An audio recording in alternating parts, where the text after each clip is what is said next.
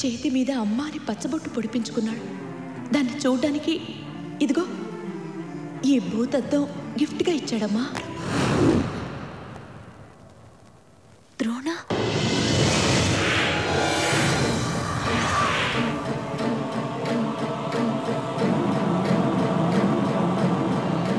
ఏయ్, నిజం చెప్పు, నీ పేరు చందు కాదు కదూ? నువ్వు మీనాక్షి ఆంటీ కొడుకు ద్రోణావి కదూ? అవును. ఎందుకు ఎందుకు వాళ్ళని వదిలేసి వెళ్ళిపోయావు?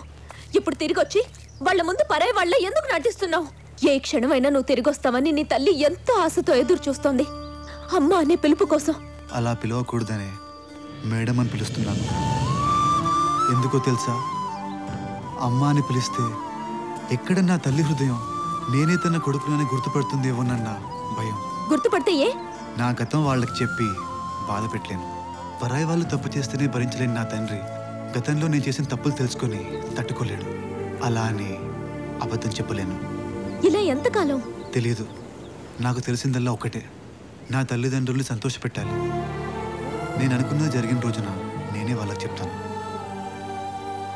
ఏదో ఒక రోజు నన్ను వెతుక్కుంటూ నా గతం నా దగ్గరకు వస్తుంది.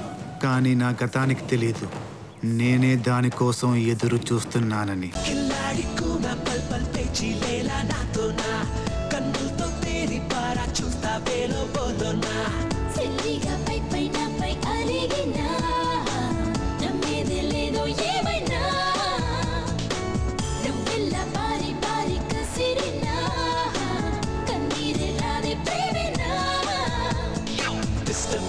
డిస్టర్బ్ చెయ్యకు ఇల్లా గడి గడి.